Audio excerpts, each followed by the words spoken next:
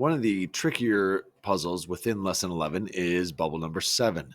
This one is where you're introduced to what's called the counting loop. Uh, when you see this sort of programming here, or these blocks, and they're sort of grayed out, you're supposed to use these as an example of how you would make your artist do this spiral. Looking at it and analyzing it, you're moving forward by 25 pixels, then you turn right, and then you move forward by 30 pixels, turning right, 35 pixels, turning right, 40 pixels. So you can see that each time you're moving forward a little bit more rather than the same like you would do for a square. So I'm going to go over here to my loops. And now a new loop has appeared. Instead of just a regular repeat loop, you have this counter loop. And you're going to snap that in, and you're going to change these 3 different settings. The first one is where you want your counter to start counting from. And I'm going to use my example over here. I want it to start at the number 25. That's the lowest number. So I'm going to go ahead and type in a 25. And then if I scroll down to the bottom, you can see the highest number is 60. I'm going to go up here, and I want you to stop counting at 60.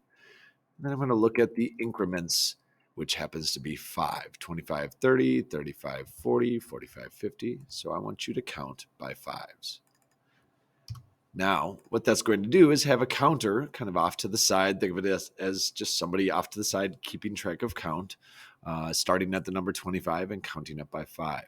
So I'm going to go ahead and duplicate this, but every time it looks for the number of pixels it needs to move forward, I'm going to instead replace it with a counter. So for example, I want it to start off by moving forward by 25 pixels.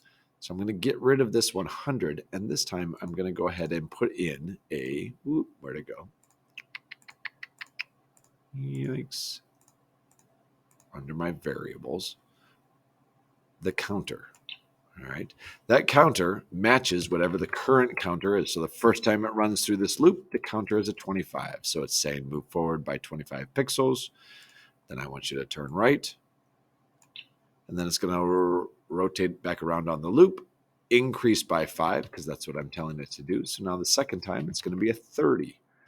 35, 40, 45, 50. And this is how you can complete a big long string of blocks into a smaller block